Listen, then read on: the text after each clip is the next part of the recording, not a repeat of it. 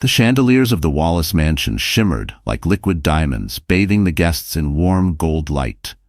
Laughter filled the room, crystal glasses clinked, and a soft symphony floated through the air. It was supposed to be a night of joy, the night Mei Lin and her husband, Richard Wallace, announced her pregnancy. She wore a soft silk dress, her hand resting protectively over the gentle curve of her belly. Richard, tall and charming, stood beside her, his arm around her shoulders for the cameras. "We're expecting," he said proudly, flashing the kind of smile that had once made her believe in forever. Applause erupted. To the crowd, they were perfect, beauty, wealth, and power personified. But behind that practiced grin, Richard's jaw tightened. Across the room, his mother, Madame Xiao, stood in a crimson cheongsam, her smile carved from ice. When the crowd dispersed, she approached Mei Lin with a look that could slice through glass. "Have you confirmed the gender?" she asked softly, but there was nothing gentle in her tone. Mei Lin blinked, caught off guard. "Not yet. It doesn't matter as long as the baby is healthy." Madame Zhao's lips curved into something cold and sharp. "Healthy is not enough. The Wallace name deserves a son." The words landed like a knife between Mei Lin's ribs. Richard said nothing, just stared at the floor, his silence louder than any slap. Her smile froze in place, the sound of laughter and music fading into a distant hum. That night, as the last guest left, Richard poured himself a drink. "You shouldn't have said that in front of her," Mei Lin whispered, her voice trembling. He didn't look at her. "She's right. You know how important this is to the family." Tears welled up in her eyes. "Richard, it's our child." His glass slammed against the counter, shattering. "Don't start, Mei Lin. Not tonight." Her hand flew to her stomach, instinctively shielding the tiny life inside. The scent of whiskey mixed with blood from a small cut on his palm. For a moment, she thought she saw something terrifying flicker behind his eyes. Not anger, but hatred. Outside, the rain began to fall, a steady rhythm against the windows. Madame Zhao's voice echoed faintly from the hallway. "If it's a girl, we'll take care of it quietly." Mei Lin froze. The music had stopped. The party was over. And somewhere deep in her chest, a silent scream began to rise. She didn't know it yet, but that scream would one day bring down an empire. The hum of the ultrasound machine filled the sterile room, blending with the soft rhythmic beeps of the monitor. Mei Lin lay on the examination table, her fingers clenched tightly around the edge of the thin sheet covering her legs. The nurse smiled kindly, moving the probe across her belly as a faint image appeared on the screen. A tiny heartbeat, strong and steady. "It's perfect," the nurse said softly. "Do you want to know the gender?" Mei Lin hesitated, glancing at Richard beside her. His eyes were glued to his phone. He didn't even look up. Her heart sank, but she forced a smile. "Yes," she whispered. The nurse turned the monitor toward them, her tone cheerful. "Congratulations. It's a girl." Time froze. The nurse's smile faded when she saw the change in Richard's face, the slight flinch in his jaw, the way his fingers tightened around the phone. He gave no reaction, just stood up abruptly. "We're done here," he muttered. "Richard," Mei Lin called softly, panic in her voice. "She's our daughter." He turned, his eyes sharp and cold. "You don't understand how things work here, Mei Lin." And just like that, he was gone, leaving her half-dressed, the sound of the fetal heartbeat still echoing in the room like a cruel reminder of everything she might lose. Outside, the winter sky was gray. Mei Lin walked alone to the car, clutching the ultrasound photo in trembling hands. A smiling nurse waved from the doorway, unaware that the woman she waved to was breaking inside. That night, dinner was silent. Madame Zhao sipped her tea slowly, her eyes fixed on Mei Lin like a predator measuring its prey. Finally, she spoke. "It's a girl, isn't it?" Mei Lin froze, her spoon halfway to her lips. "Yes," she said quietly, "but she's healthy?" The porcelain cup hit the table with a sharp crack. "Healthy?" Madame Zhao repeated, her voice rising. "You think health matters more than honor? Our family name cannot end with a woman." Richard didn't say a word. He just stared at his plate as if the food could save him. Mei Lin's heart throbbed painfully. "Mother, I won't get rid of my baby," she said, her voice trembling but firm. Madame Zhao's lips curved into a thin, bitter smile. "You think you have a choice?" Later that night, as Mei Lin folded baby clothes she had secretly bought, tiny pink onesies hidden behind coats in her closet, she heard footsteps behind her. Richard stood in the doorway, his face shadowed. Mother's right, he said quietly. We can try again for a son. Her heart shattered. Try again? She repeated, her voice cracking. She's alive, Richard. She has a heartbeat. She's our child. He looked at her then, truly looked at her, but his eyes were empty. Don't make this harder than it already is. Maylin sank to the floor as the door slammed behind him. She pressed the ultrasound photo to her chest and whispered through tears, I'll protect you, no matter what it costs. Outside, thunder rumbled across the Los Angeles skyline. Somewhere in the darkness, a storm was gathering, not of rain, but of vengeance, heartbreak, and a love turned into a weapon. And for the first time, Maylin realized her fight for survival had just begun. The house felt colder that night. The laughter that once echoed through its marble halls had vanished, leaving behind only silence and the faint ticking of the antique clock. Maylin sat on the edge of the bed, staring at the ultrasound photo taped to the wall. It was her way of reminding herself that she still had something pure, something worth fighting for. Richard walked in without knocking, his tie loosened, his expression heavy with frustration. We need to talk, he said flatly. She looked up, hope flickering in her eyes. About what the doctor said? I already told you I'm keeping her. That's exactly the problem, he interrupted, voice low but cutting. You're not listening to reason. Mother's worried. I'm worried. You don't understand what this means for our family. Her heart pounded. Richard, this is not about your family. This is about our child. He stepped closer. The air between them tightened. You don't get it, do you? Everything I've built, my reputation, my future, it all depends on me having a son. A daughter doesn't carry the Wallace name. Then she'll carry mine, Maylin whispered. For a moment, silence filled the room, his face twisted, disbelief giving way to anger. What did you just say? Her name will be Lynn, she said again, her voice steadier this time. She's mine too. The slap came out of nowhere, sharp, fast, and final. The sound cracked through the room like lightning. Maylin's cheek burned as her body froze in shock. Richard's chest heaved. His hand trembled slightly, as if he, too, couldn't believe what he had done. You made me do that, he muttered. Why do you always push me? Maylin swallowed back tears. You just hit the mother of your child. He turned away, pacing, his voice rising. You don't understand what pressure I'm under. I'm trying to protect us. Mother thinks you're losing it. Maylin, maybe she's right. Those words pierced deeper than any slap could. She wanted to scream, but the lump in her throat silenced her. When he left the room, slamming the door behind him, she collapsed onto the bed, pressing her hand against her cheek. It was still warm from the impact. In the mirror across from her, she barely recognized herself. The woman staring back looked broken. Eyes swollen, hair disheveled, skin bruised. She whispered to her reflection, You promised him forever. He promised to protect you. Downstairs she heard Madame Zhao's voice, calm and deliberate.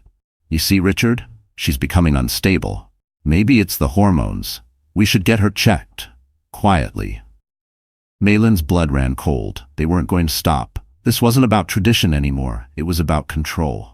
That night, as rain tapped against the window, Maylin stood barefoot in the dark nursery she had begun to decorate. She ran her fingers over a tiny blanket embroidered with the name she'd secretly chosen. Hope. Her reflection shimmered in the glass. A woman beaten, but not broken. She whispered to her unborn daughter, I'll take every bruise if it means you'll be free. Lightning flashed, illuminating her face, determination where there had been fear.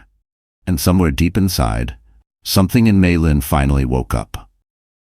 The morning sun poured through the tall windows of the Wallace dining hall, gilding the silverware and crystal glasses with a deceptive warmth. Maylin had woken up early, carefully concealing the faint bruise on her cheek with makeup. The smell of coffee and jasmine tea lingered in the air, but the tension was heavier than ever. She wanted to believe things could return to normal, that maybe last night had been a terrible dream.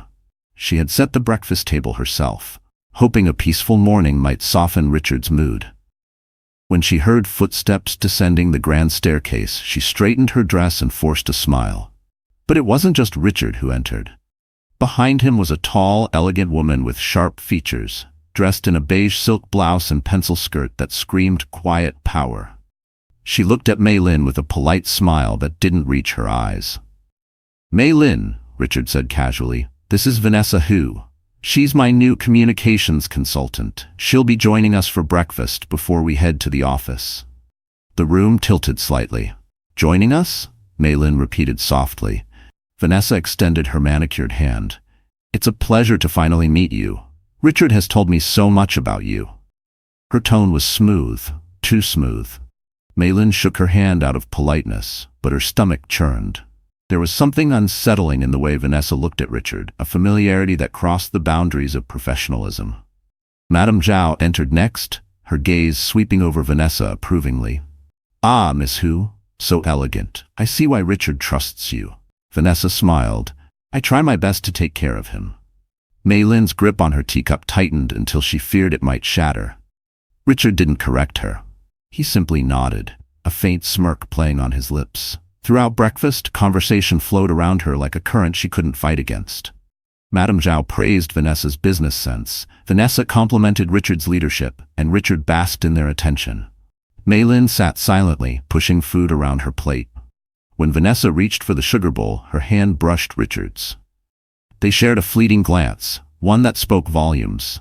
Maylin saw it, and so did Madame Xiao. The older woman said nothing, just smiled faintly and sipped her tea. After the meal, Richard stood to leave. "Vanessa, we'll take my car," he said. "It'll save time." Maylin's voice trembled. "Richard, I thought we were having lunch together today." He adjusted his cufflinks, avoiding her eyes.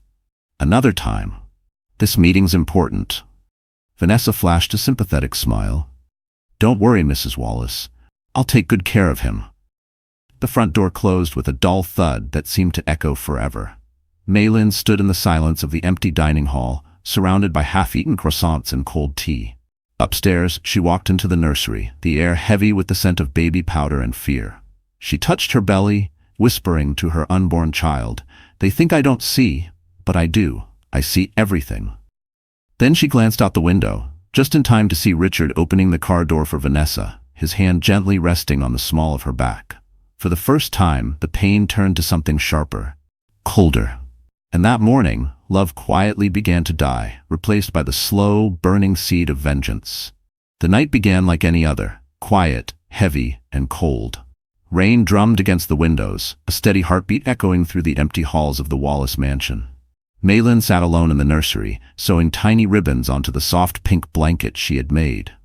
Each stitch was a whisper of hope, a promise that her baby girl would know love even if her world was built on lies. Downstairs, the sound of laughter shattered the stillness, a woman's laugh, light, intimate. Maylin froze, the needle slipping through her trembling fingers. She rose slowly and followed the sound. Through the half-open study door she saw them, Richard and Vanessa, standing too close, their heads bent together over a glass of wine.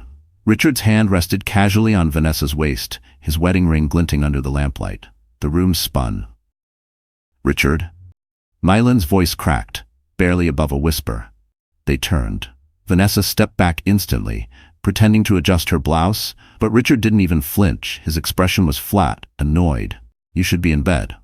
"In bed?" Maylin repeated, her voice shaking. "While you drink with her in our home?" "Don't start," he said sharply. "You're overreacting again." "Overreacting?" Her voice rose. "You're cheating on me, Richard." He set his glass down, the clink echoing like thunder. "Watch your tone." Tears stung her eyes. "I have given up everything for you, my family, my freedom. And this is what I get? You and your mother treating me like I'm nothing. Enough." He stepped forward, his face twisted with anger. "You don't get to talk to me like that. I'm your wife," she screamed, clutching her belly, "and I'm carrying your child." That was when he snapped. His voice exploded through the room like gunfire. "Shut up!" In one violent motion, Richard grabbed her by the shoulders and shoved her against the wall. Her head hit the frame, the world flashing white. Before she could breathe, his hand wrapped around her throat. "Shut up!" he roared again, his grip tightening. Maylin clawed at his hands, gasping, her nails digging into his skin. The room blurred, her vision darkening at the edges. The sound of rain grew distant, muffled. She tried to speak, but only a strangled whisper came out. "Please, Richard, the baby." His face was unrecognizable, eyes wild, veins bulging, teeth clenched. Vanessa stood frozen in horror, tears pooling in her eyes. "Richard, stop! You're hurting her!" she shouted, pulling at his arm. He released her abruptly. Maylin collapsed onto the floor, coughing violently, clutching her stomach. Blood stained her trembling fingers. Vanessa knelt beside her, pale and shaking. "Oh my God, she's bleeding." Richard took a step back, his chest heaving, realization dawning too late. It's not my fault," he stammered. "She provoked me." Maylin looked up at him, her voice raw and broken. "You almost killed your daughter." For the first time, Richard looked afraid, not of what he'd done, but of what would happen if anyone found out. He turned to Vanessa, whispering, "You didn't see anything. Do you understand?" Vanessa's eyes hardened. "I saw everything." Thunder cracked outside, shaking the windows. Maylin's breath came in shallow gasps as she whispered to herself, "No one will believe me." But deep inside, something shifted. It wasn't fear anymore. It was resolve. That night, under the storm, the woman who loved Richard Wallace died, and the one who would destroy him was born. When Maylin woke, everything hurt. Her throat burned with each breath. Her head throbbed where it had struck the wall, and the faint metallic taste of blood lingered on her tongue. She blinked against the dim light filtering through the curtains. For a moment, she didn't know where she was. Then the truth hit. She was still in the same house, the same bed, the same nightmare. The door was locked. Panic surged through her chest. She stumbled to her feet, rushing to the door. The handle didn't budge. "Richard?" she whispered, then louder. "Richard!" No answer. She banged on the wood, her voice cracking. "Let me out." Only silence answered. After what felt like hours, the sound of heels clicked against the marble floor outside. The door creaked open, and Madame Xiao entered, holding a porcelain tray with a cup of tea and a small white pill beside it. "You should rest," she said calmly. "The doctor says stress isn't good for the baby." Maylin backed away, her body trembling. "Where's Richard?" "Busy," Madame Xiao replied, setting the tray down on the dresser. "You frightened him last night. All that screaming, the accusations, you're lucky he's willing to forgive you." "Forgive me?" Maylin's voice broke. "He tried to kill me." Madame Xiao's expression didn't change. "You fell. He told me what happened. You were hysterical." "That's a lie." The older woman sighed, as if speaking to a stubborn child. "People believe what they're told, my dear. And right now, everyone thinks you're unstable. The medication will help." Her hand gestured to the pill on the tray. Maylin's stomach twisted. "What is that?" "Something to calm your nerves." She shook her head. "I'm not taking it." Madame Zhao's voice turned icy. "Then you'll stay locked in this room until you do." When she left, the door clicked shut, and the key turned in the lock again. The sound echoed like a verdict. Maylin sank to the floor, trembling. She looked around. Her phone was gone, the landline unplugged, even the window handles removed. Hours passed. Her hunger gnawed at her, but she refused the tea. She couldn't risk being drugged. The shadows grew longer as daylight faded, and for the first time she realized she had no idea what day it was. The only sound came from the small baby monitor on the dresser. "Richard's idea," he said, "to keep her safe." It was always on, recording everything. That night, she stared into the black eye of the camera above the door and whispered, "If anyone's watching, please help me." Her voice cracked, tears rolling down her bruised face. She pressed her palm against her belly, whispering, "I won't let them take you. I promise." In another part of the house, the monitor light blinked, faint, unnoticed. But miles away, on a secured server that Richard didn't even know existed, a single alert pinged. A man in Hong Kong checked his tablet and frowned as he watched the trembling figure of a woman locked in a room. His name was Victor Xiao, and he had just discovered the sister he thought he'd lost was very much alive and in danger. The second night inside the locked room felt endless. The air was thick with the scent of stale tea and fear. Maylin hadn't slept. Every creak in the floorboards made her flinch. Every shadow looked like Richard. The pill on the tray still sat untouched, a silent symbol of her defiance. She knew she couldn't stay trapped forever. Her baby's heartbeat depended on her getting out. At dawn, when the first light broke through the curtains, she began searching for anything, something she could use. She tore open drawers, lifted the edge of the carpet, checked under the bed. Nothing. Then her eyes landed on the small digital baby monitor. Its green light blinked softly in the dark. She remembered Richard saying it connected directly to a private security cloud. If that was true, maybe, just maybe, she could use it. Her hands shook as she picked it up. "Please," she whispered. "Please, still be connected." She pressed the small button labeled pair, the one that reconnected the signal. The light flickered once, twice, then turned blue. Somewhere far away, a new stream of footage began uploading automatically to the security network. She moved close to the lens and began speaking, her voice hoarse and breaking. "My name is Zhao Wallace. I'm being held in my house. My husband, Richard Wallace, he hurt me. He's trying to force me to end my pregnancy. Please, whoever sees this, help me." She spoke for nearly 5 minutes before the battery died, her words swallowed by silence. Hours later, thousands of miles away in Hong Kong, a soft notification pinged inside a sleek penthouse overlooking Victoria Harbor. Victor Xiao glanced at his tablet distractedly. The alert was from an old system his father once used to monitor their American properties. He almost ignored it until the thumbnail showed a woman's face. Pale, bruised, crying. He froze. He tapped the screen, enlarging the feed. And there she was. Mei Lin, the half-sister he hadn't seen since his father's funeral. The child of the woman his family had cast aside. His chest tightened. "No," he whispered, his throat dry. He replayed the footage twice, each word carving deeper into his conscience. His assistant Aaron entered the room, startled by the look on his face. "Sir, what is it?" Victor's voice was cold steel. "Get me everything you can on Richard Wallace. Travel records, financials, security access, everything." Aaron blinked. "Immediately, sir. But are you sure this woman, she's my sister?" Victor cut in, his tone final. "And she's in trouble." Within an hour, Victor's private jet was prepped. He hadn't seen Mei Lin in years, not since his father's will tore their family apart. He'd been young, angry, convinced she was the reason his mother had suffered. He'd told himself he didn't care. But now, watching her plead for help, he felt something he hadn't in a long time: guilt. As the jet soared across the Pacific, Victor stared at the blinking cursor on his phone, hovering over Richard's number. He didn't press call. Not yet. He needed proof. Meanwhile, back in Los Angeles, Mei Lin sat curled on the floor, clutching her belly. She had no idea her message had escaped, no idea help was already on its way. Outside her window, thunder rumbled in the distance, and for the first time in weeks, she allowed herself to whisper one word: hope. Far above the clouds, Victor whispered the same word, and swore to himself that whoever had done this would regret ever touching his blood. The storm hit Los Angeles just as midnight struck.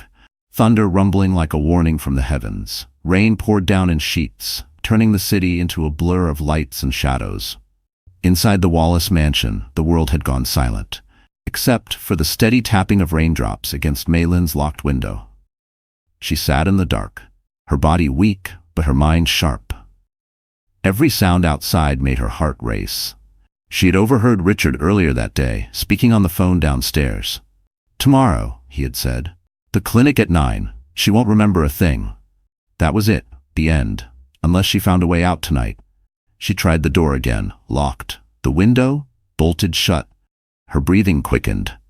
Then she remembered the old balcony outside the guest room, the one with the loose railing Richard had promised to fix but never did.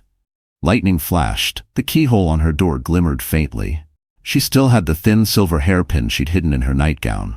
A small thing, but it had to be enough. Her hands shook as she bent the metal and worked it into the lock. Minutes passed. The storm grew louder.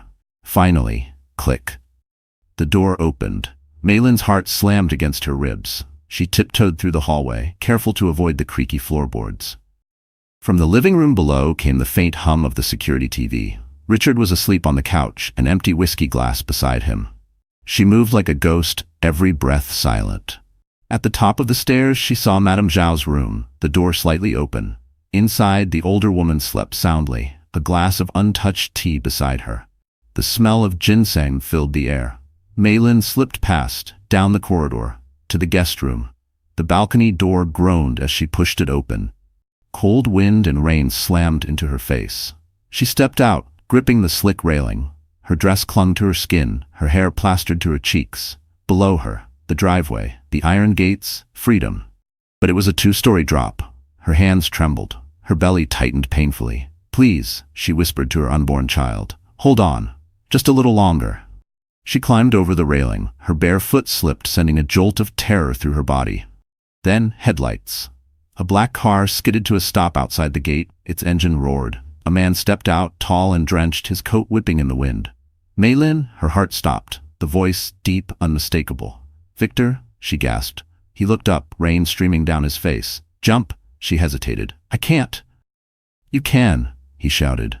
"I've got you." She took a deep breath, whispered a prayer, and leapt. The world spun. For a second she felt weightless, then strong arms caught her. Victor staggered, but held her tight. "You're safe now," he whispered, his voice breaking. From the house, lights flared. Richard's voice thundered from the doorway. "What the hell?" "Drive," Victor barked, shoving Maylin into the car. Tires screeched against wet pavement as the vehicle tore down the street. Through the rear window she saw Richard's figure shrinking into the rain, a ghost of the man who once promised her the world.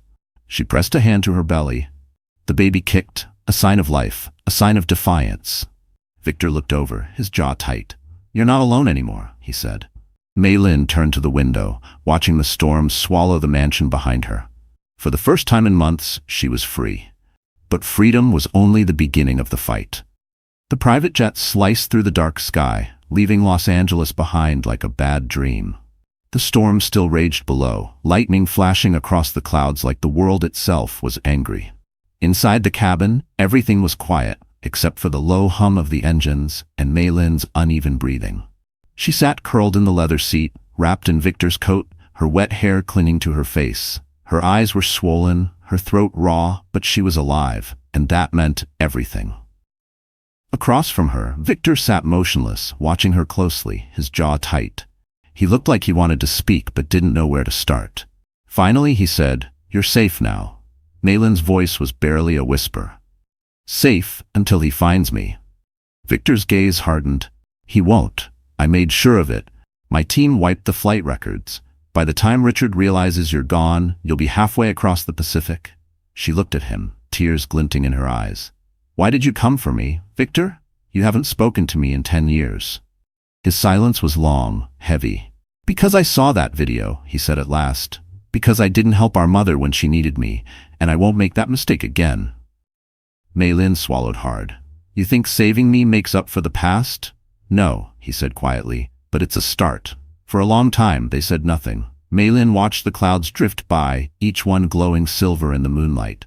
The baby shifted inside her, and she pressed her hand to her belly. "She's strong," she murmured. "She survived all of that." Victor's expression softened for the first time. "What will you name her?"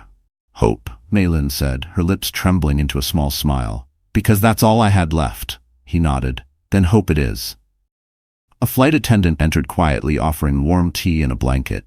Maylin took the cup with shaking hands. The warmth seeped through her fingers, melting the chill that had gripped her for days. For the first time since the nightmare began, she allowed herself to close her eyes. As she drifted between exhaustion and fragile peace, Victor opened his laptop. Lines of data scrolled across the screen. Richard's accounts, company shares, offshore transfers. The deeper he dug, the darker it got. "Ruthless," he muttered. "He's been stealing from his own investors for years." Aaron, his assistant, appeared on the small monitor. "Sir, what's the plan when you land?" Victor's voice was calm but deadly. "First, she gets medical attention. Then, we start taking back everything they took from her." "Understood." Hours later, the sun began to rise, painting the sky in shades of gold and crimson. Maylin stirred awake, the soft light touching her face. For a brief moment, she forgot the bruises, the fear, the pain, and simply breathed. "Do you think," she asked softly, "people like us ever really get second chances?" Victor looked out the window, the reflection of dawn flickering in his eyes. "No one gives you a second chance," he said. "You take it." The jet began its descent toward Hong Kong, the city glittering like a promise below.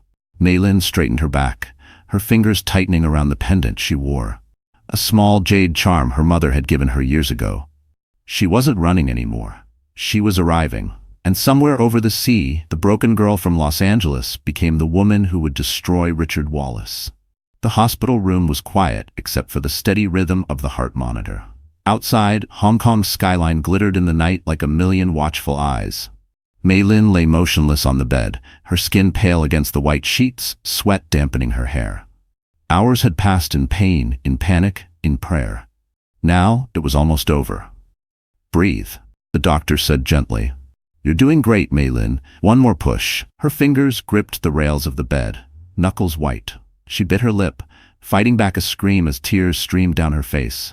Please, God, just let her live. Then a cry pierced the silence, sharp, pure, alive.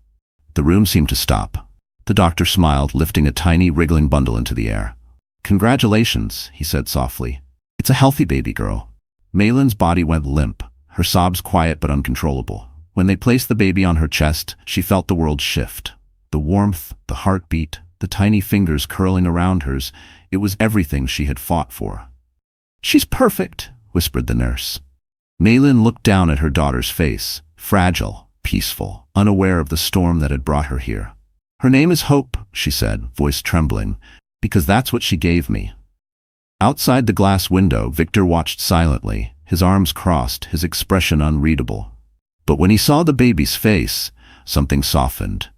For a man who had built empires and destroyed competitors without blinking, this was different. This was family, something he thought he had lost long ago. When the nurses left and the room dimmed, Maylin whispered to her sleeping daughter, "You're safe now. I promise, no one will ever hurt you." But even as she said it, she knew safety was fragile. The shadows of the past still followed her. Richard's name lingered in every corner of her mind like smoke that refused to fade. Days passed in a quiet haze of recovery. Maylin moved carefully, her body still healing. Victor visited daily, bringing food, flowers, and silence. He didn't pry. He didn't ask about the bruises or the nightmares. He simply sat beside her, letting her know she wasn't alone. One evening, as the sun dipped below the harbor, Victor handed her an envelope. Inside were legal papers, new identity documents, bank accounts, a passport. "You can start fresh," he said. "No one will find you." Maylin looked up, eyes glistening. "You've done enough already." He shook his head. "Not yet. Richard thinks you're dead. Let him believe it, for now." She nodded, clutching the papers. For the first time, she felt something close to power. That night, when the baby stirred, Maylin walked to the window and gazed out at the glowing city below. The sky was clear, the rain gone, replaced by stars scattered like promises. She whispered to the night, to the woman she used to be, "You survived." Behind her, Victor's voice broke the silence. "She's lucky, you know, to have a mother like you." Maylin turned, smiling faintly. "No," she said softly, rocking her baby. "I'm the lucky one." The nurse entered quietly, turning off the lights. The hum of the city faded into a lullaby, and under the calm glow of Hong Kong's night, Hope slept, unaware that her first breath had already rewritten her mother's destiny. 3 weeks after Hope's birth, the world outside Maylin's hospital window looked peaceful, but her war was far from over.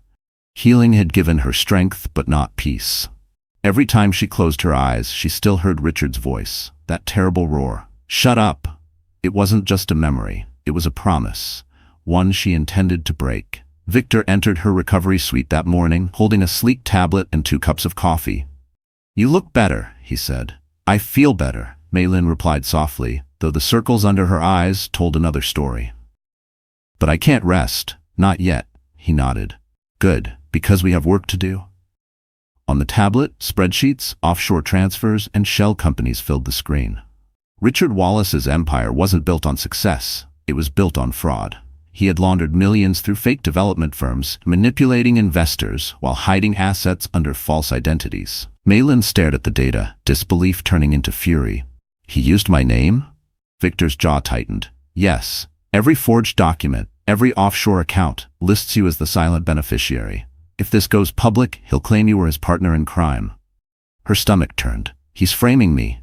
Victor leaned forward. "Which is why we hit first." For days, they worked in secrecy.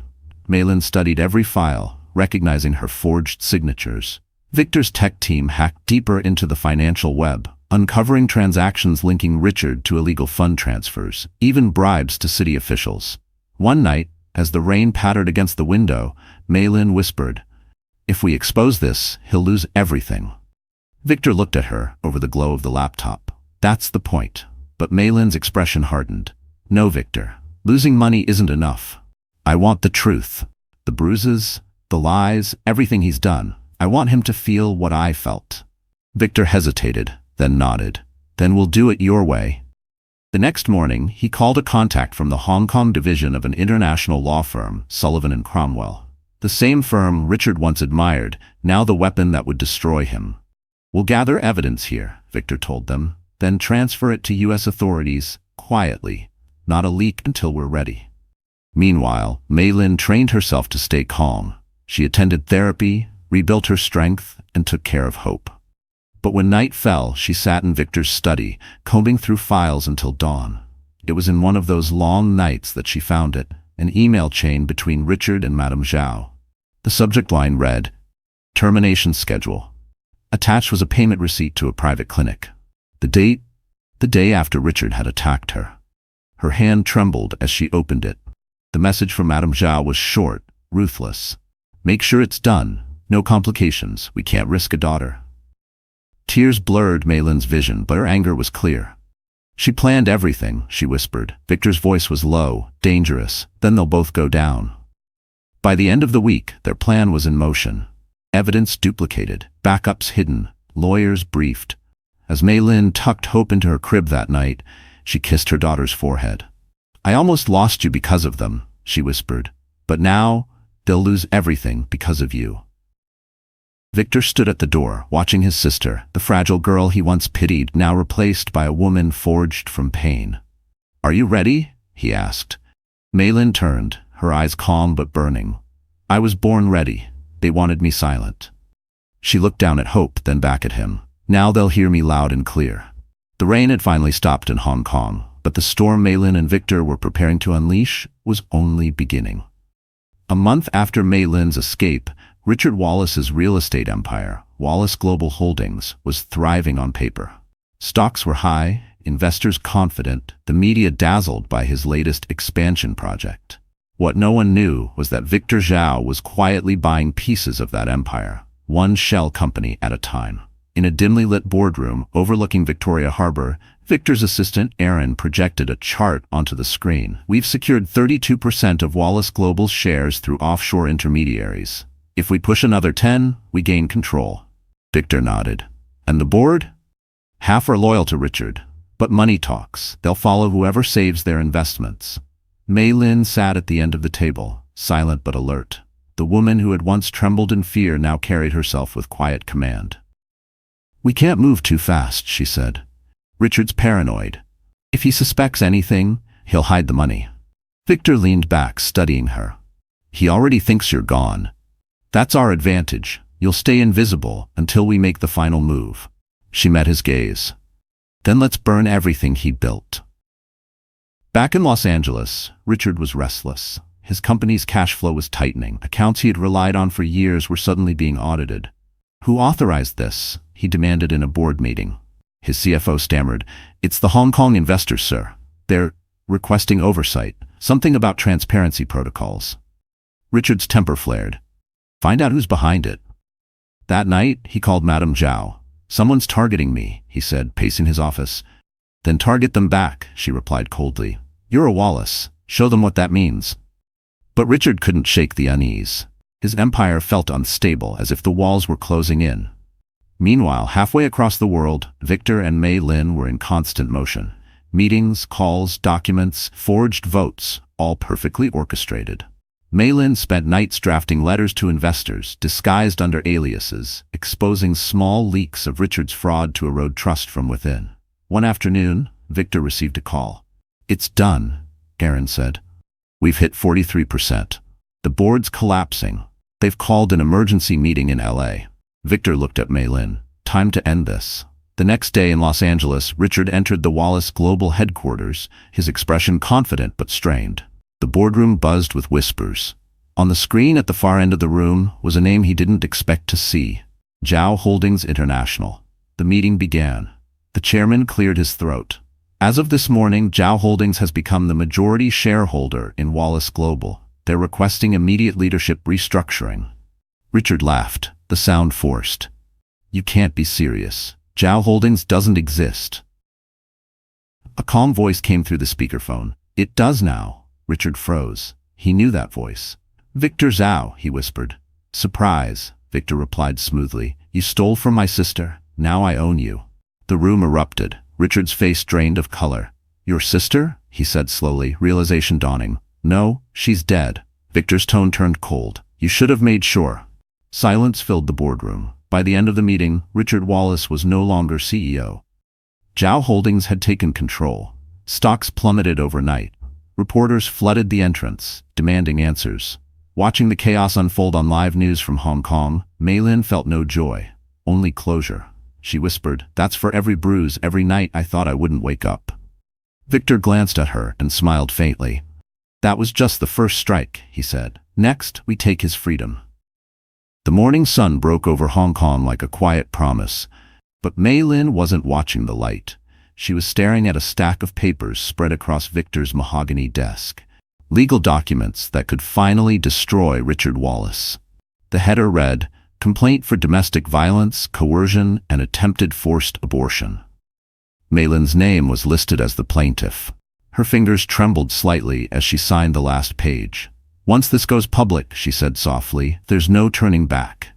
Victor leaned against the desk, his expression unreadable. "You understand what this means. They'll come after you. The lawyers, the press, everyone. He'll try to paint you as unstable." She looked up, her eyes sharp. "They already did. The difference is, this time, I'm ready." The plan was simple but brutal. Within 24 hours, Mei Lin's legal team, backed by Victor's connections, would file the lawsuit in both Los Angeles and Hong Kong courts, attaching video evidence, medical reports, and copies of Richard's financial fraud. It was a perfect storm of scandal, domestic abuse meeting corporate crime. By noon, the first news leak appeared online. A headline blazed across international outlets. Business tycoon Richard Wallace sued by missing wife for attempted forced abortion. The internet exploded. Social media turned into a war zone of opinions. Supporters of women's rights hailed Mei Lin as a symbol of courage. Others doubted her story. But one thing was certain, no one could ignore it. In Los Angeles, Richard slammed his phone onto his desk, shattering the screen. "Who leaked this?" he barked. Madame Zhao's voice came through the speakerphone, cold and trembling with fury. "You promised me she was gone." Richard paced the room. "I don't know how she did it, but I'll shut her down." He called his PR team, his lawyers, even the clinic he had paid to falsify records. "You'll testify she was delusional," he said. "Tell them she threatened to hurt herself." But his empire was already cracking. Reporters camped outside his mansion, investors pulled their money, and protesters chanted at his gates. Meanwhile, in Hong Kong, Mei Lin stood before the mirror, adjusting her simple white dress. She didn't wear makeup, she didn't need to. The truth was her armor. Victor entered, holding his phone. "Press conference starts in 5 minutes," he said quietly. "Are you sure you want to do this?" Mei Lin smiled faintly. "I've been silent long enough." When she stepped onto the stage, flashes blinded her. Microphones pointed forward like weapons, but her voice was calm. "My name is Mei Lin Wallace," she began. "I survived what most people only read about. I was beaten, silenced, and nearly killed, not by a stranger, but by the man who vowed to protect me." The crowd fell silent. "I don't want pity. I want justice, not just for me, but for every woman who's been told to keep quiet for the sake of family, for reputation, for fear." Her voice wavered but didn't break. "You can call me a victim, but I call myself a survivor." Applause erupted. Not polite, but thunderous, raw, real. Somewhere in Los Angeles, Richard watched the live broadcast on his office TV. His reflection stared back at him, pale, sweating, cornered. He hurled a glass against the wall, the shards scattering like the pieces of his empire. "She's not going to win," he muttered. But deep down he knew. The woman he tried to silence had just found her voice, and the whole world was listening. The courthouse in downtown Los Angeles was surrounded by a sea of flashing cameras and murmuring crowds. Reporters shouted questions, protesters held signs, and news vans lined the street like vultures circling their prey. Inside, the marble floors gleamed under harsh fluorescent lights. Mei Lin walked through the main corridor, flanked by her lawyer and Victor. She wore a simple navy dress, her long black hair pulled into a low bun. She didn't look like a billionaire's wife. She looked like a woman who had survived hell and was ready to face it again. "Are you sure about this?" her lawyer, Sarah Chen, whispered as they entered the courtroom. Mei Lin nodded. "I've been sure since the night he tried to kill me." When they stepped inside, The air thickened with tension. Richard was already seated at the defense table, dressed in a tailored gray suit. His face was pale, his eyes rimmed with exhaustion, but he still forced a confident smirk. Next to him sat his attorney, the infamous Harvey Lang, a man known for destroying victims on the stand. Madame Xiao sat directly behind Richard, her face unreadable beneath a veil of quiet disdain. "All rise," the bailiff announced. The judge entered, and the trial began. Sarah stood first, her voice clear. "Your Honor, this case is not just about money or contracts. It's about power, control, and the systematic abuse of a woman who was denied her basic right to choose, to live, to protect her child, to speak." She turned toward the jury, her tone steady but sharp.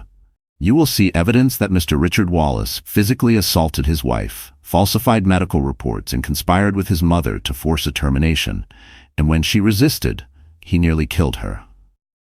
A murmur rippled through the gallery. Then came the video, the one from the baby monitor. The screen flickered to life, showing a grainy image of Mei Lin sitting in the corner of a locked room, whispering into the lens. "My name is Mei Lin Zhao Wallace. I'm being held here. Please help me." Her voice, trembling and raw, filled the courtroom. Richard's expression changed.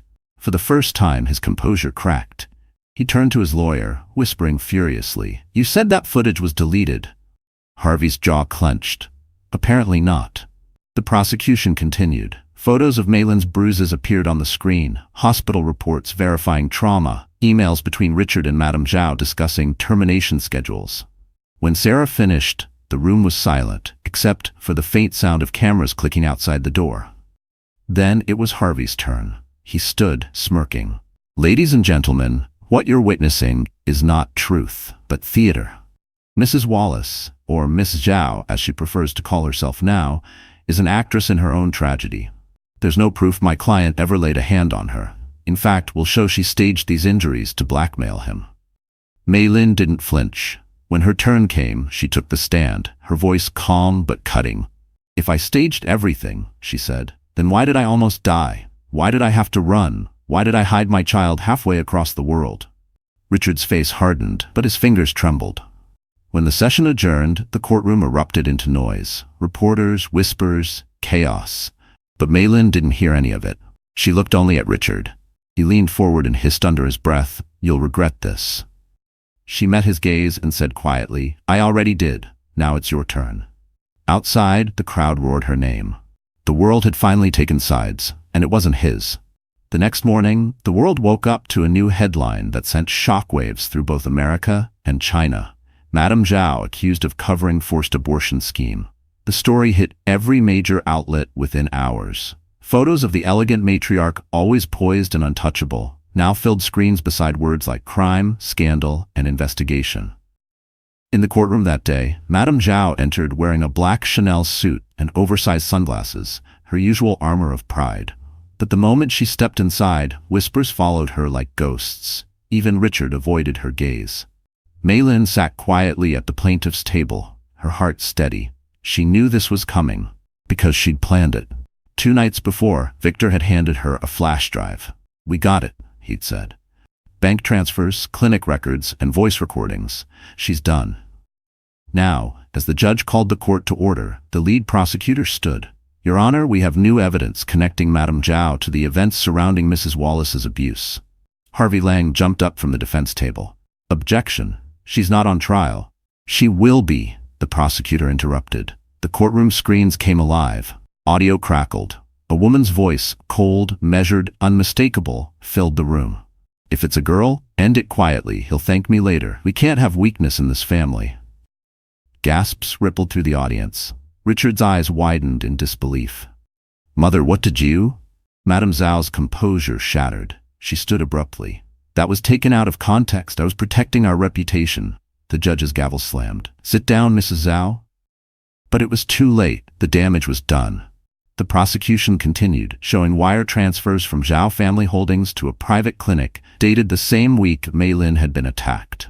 They revealed messages between Madame Xiao and a doctor in Beverly Hills, her paying for silence. The courtroom turned into a storm of murmurs and camera clicks. Mei Lin's lawyer, Sarah, stood slowly.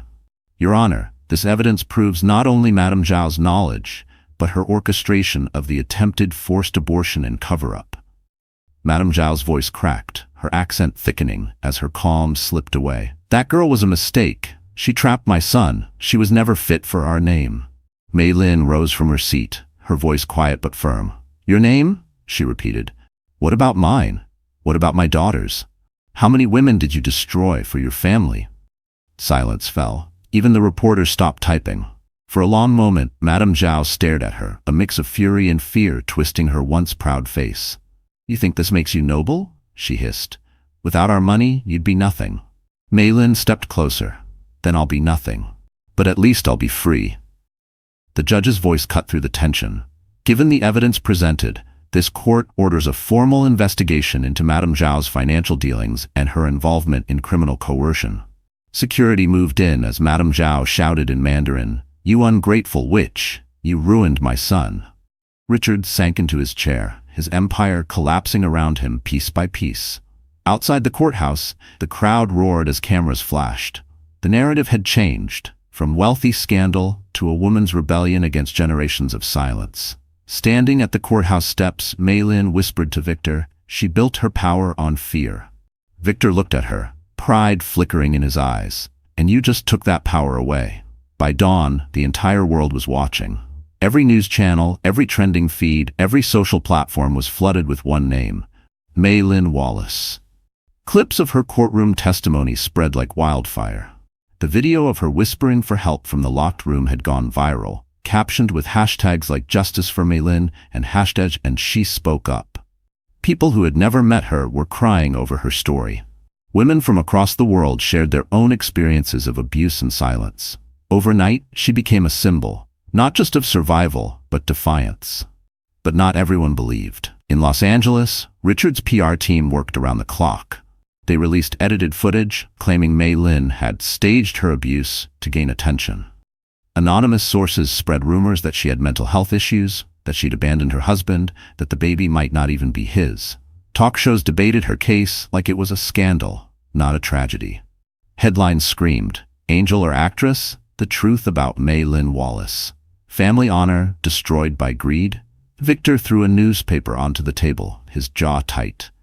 They're trying to turn her into the villain, he said. Mei Lin glanced at the headline, then at her baby sleeping peacefully in her arms. Let them talk, she said quietly. The truth doesn't need defending, it just needs to survive. Still, the attacks grew worse. Hackers tried to access her medical files. Anonymous threats filled her inbox. One night, a message arrived that made her blood run cold. You should have stayed quiet. Some stories aren't meant to end well. Victor wanted to move her to a safe house, but Mei Lin refused. If I hide now, they win, she told him. Meanwhile, the tide of public opinion began to shift. Influential women, actresses, journalists, activists rallied behind her. Talk shows invited psychologists and legal experts who called her case a turning point for victims worldwide. When Madame Zhao's past crimes surfaced, including a similar forced abortion scandal from decades earlier, the narrative flipped completely. The same networks that once doubted Mei Lin now aired documentaries calling her the woman who broke the silence. Richard, on the other hand, was imploding. Investors had withdrawn, board members resigned, and his frozen assets left him drowning in debt. At a press conference, a reporter asked him, Mr. Wallace, did you ever love your wife? Richard forced a smile. Of course I did. She was unstable, but I tried to help her. Within hours, the clip was replayed next to the video of him screaming, Shut up, in court. The world didn't buy his sympathy act. The next morning, as Mei Lin scrolled through her phone, she saw something that made her stop. A trending post with over 10 million likes showed a photo of her holding hope in court, captioned, They tried to silence her. Now she speaks for all of us. Tears welled in her eyes. She turned to Victor, who stood by the window, phone in hand. You did this, she said softly. He shook his head. No, you did. You turned pain into power. Outside, cameras flashed through the hospital glass. Reporters waited for a statement, but Mei Lin stayed silent. She didn't need to say anything. Her story had already spoken louder than words. Victor looked at her and said quietly, You've already won the world, Mei Lin. Now let's make sure he loses everything. Los Angeles had never looked smaller to Richard Wallace. The city that once bent at his command now seemed to close in around him. Every billboard, every screen flashing his disgraced face. The headlines that once hailed him as a visionary now branded him a monster. Wallace Global under investigation for fraud and domestic violence cover-up. CEO's fortune frozen amid abuse allegations. He threw the newspaper across his penthouse, shattering a crystal glass on the marble floor. "They're vultures," he shouted, pacing like a caged animal. His lawyer, Harvey Lang, stood near the doorway, expression grim. "It's not just the press anymore. The SEC, the DOJ, even the IRS are investigating. You've got weeks before this whole thing becomes a criminal case." Richard's voice cracked. "You're supposed to fix this." "I can't fix prison, Richard," Harvey snapped. "You lied to me. You didn't tell me about the fake accounts, the forged signatures, using her name." Richard's eyes darkened. "She deserved it." Harvey shook his head. "No. You destroyed yourself." Meanwhile, across the ocean, Mei Lin watched the collapse unfold on television. She sat beside Victor, holding hope in her arms, as the evening news reported live from Wallace Global headquarters. The reporter's tone was electric. After weeks of investigation, documents leaked to the press reveal years of corporate fraud, including embezzlement, money laundering, and illegal transfers through Xiao family holdings. Today, authorities officially froze all assets belonging to Richard Wallace and his mother, Madame Xiao. Mei Lin's lips parted, disbelief and justice blending into something powerful. "It's happening," she whispered. Victor smiled faintly. "I told you, they fall harder than they rise." Back in Los Angeles, Richard's empire was collapsing piece by piece. His employees fled. His mansion was surrounded by reporters. Even Vanessa, once his loyal mistress, refused to answer his calls. Late one night, he sat alone in his office, the city lights reflecting in his empty whiskey glass. His reflection stared back, unshaven, hollow-eyed, a stranger. He replayed the video of Mei Lin's testimony on his phone, her calm voice echoing, "I don't want revenge, I want justice." He slammed the phone down, shouting, "You got what you wanted. Are you happy now?" The sound of sirens in the distance made him pause. They grew louder, closer. Then came the knock. "Richard Wallace," a deep voice called through the door. "Federal agents, we have a warrant for your arrest." He froze. For a moment he considered running, but there was nowhere left to go. His name was ruined, his accounts drained, his allies gone. As agents entered reading him his rights, Richard muttered bitterly, "This is a mistake. I'm the victim here." The lead agent replied dryly, "Then you'll have plenty of time to explain that to the judge."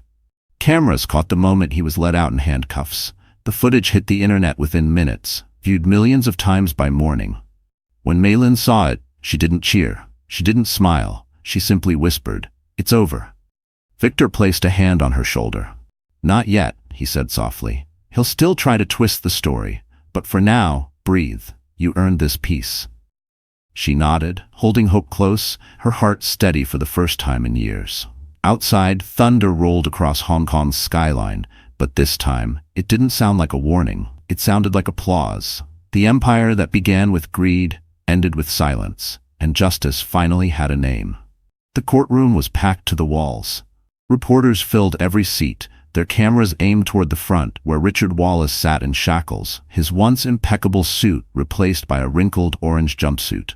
His face, once broadcast as the picture of success, was now pale and hollow.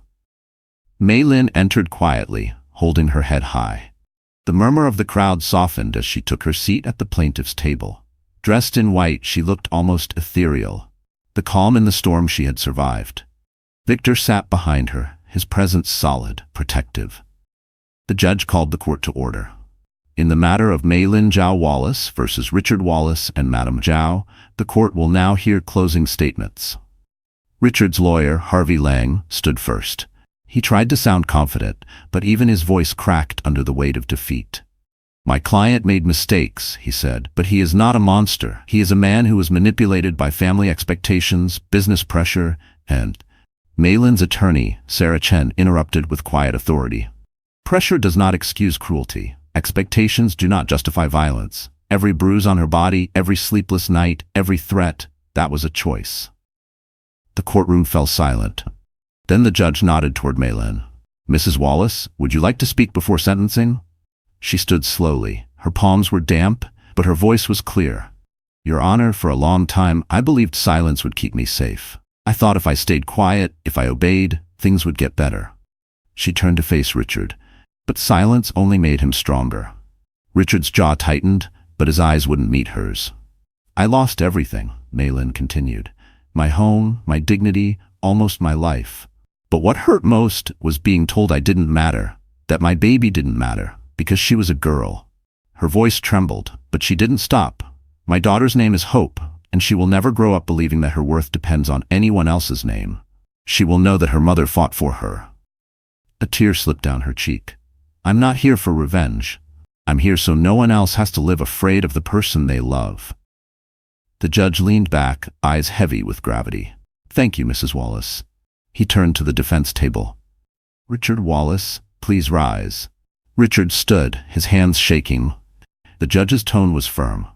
After reviewing the evidence, including financial fraud, falsified documents, and the attempted forced termination of pregnancy, this court finds the defendant guilty on all counts.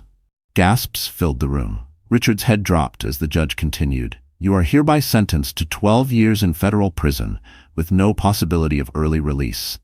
Madame Zhao's cry broke the silence, raw and desperate. He's my son! You can't! Remove her from the courtroom, the judge ordered. As officers led Richard away, he turned once toward Maylin, his expression a mix of rage and regret. But she didn't flinch. When the gavel struck, the sound echoed like thunder. Final, absolute. Outside, the courthouse erupted in applause. Reporters shouted her name, but Maylin didn't stop for cameras. She simply stepped into the sunlight, closing her eyes as the warmth touched her face. Victor walked beside her. It's done, he said softly. She smiled faintly. No. It's just beginning.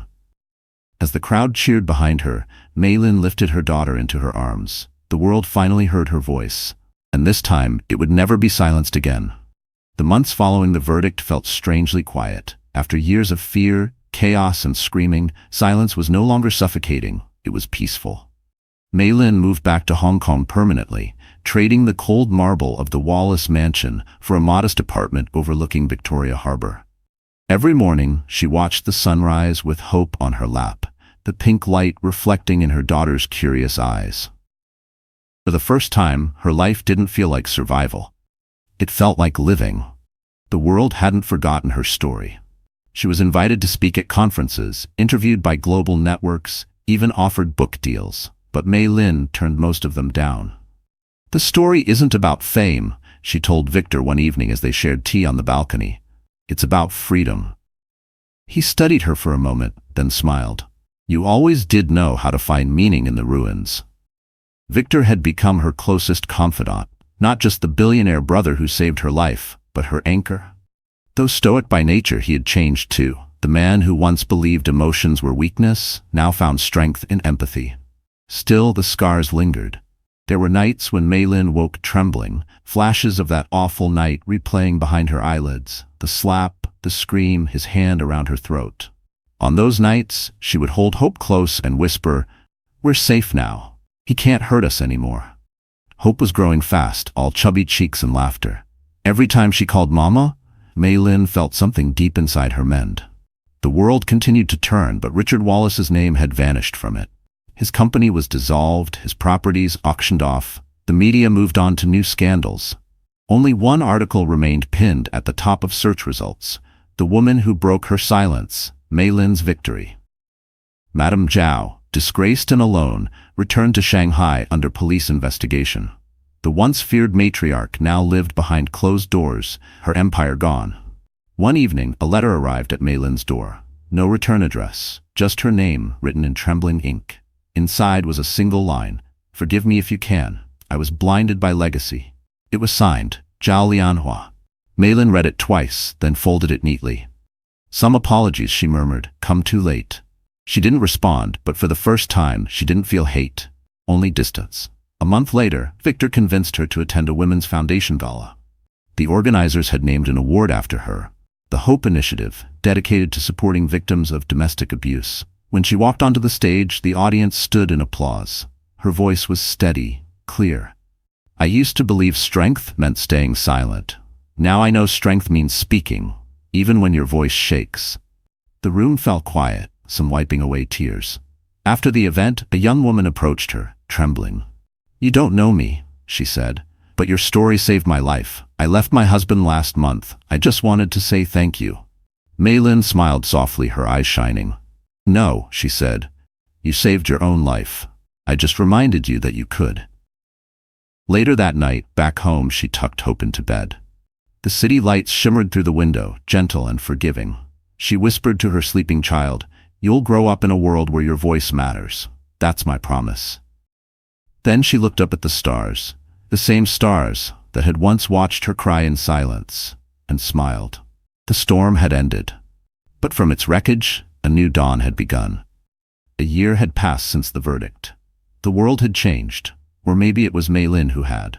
Gone was the fragile woman who once begged for mercy behind locked doors. The woman standing now on the stage of the United Nations conference in Geneva carried herself with quiet, undeniable power.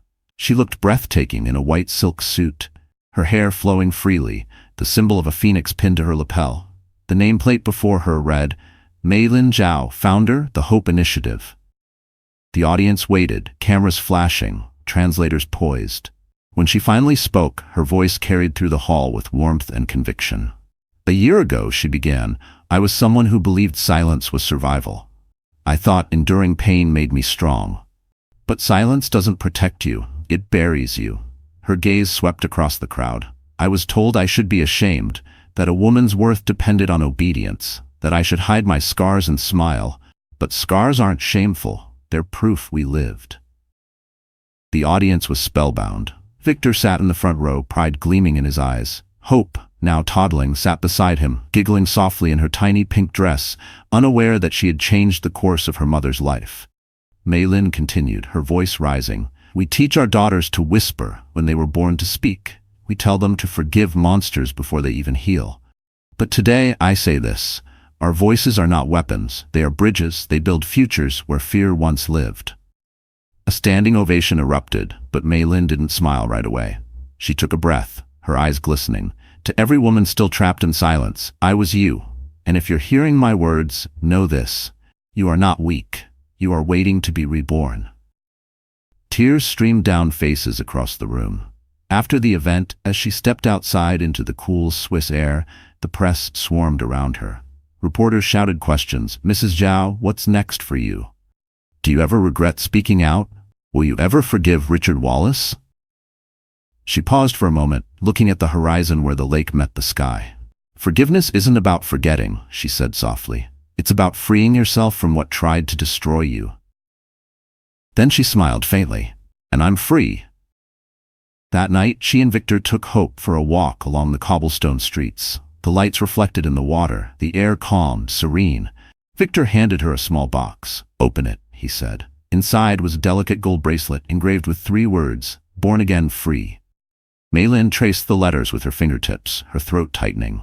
"It's beautiful," she whispered. Victor smiled. "So are you. You gave the world something no one else could." "Truth." She looked up at him, tears shimmering in her eyes. "And you gave me back my life." They stood together, silent but content, as Hope toddled ahead, chasing the reflection of the streetlights on the water. For the first time, Mei Lin didn't look back. The past no longer chained her. It shaped her, but it didn't define her.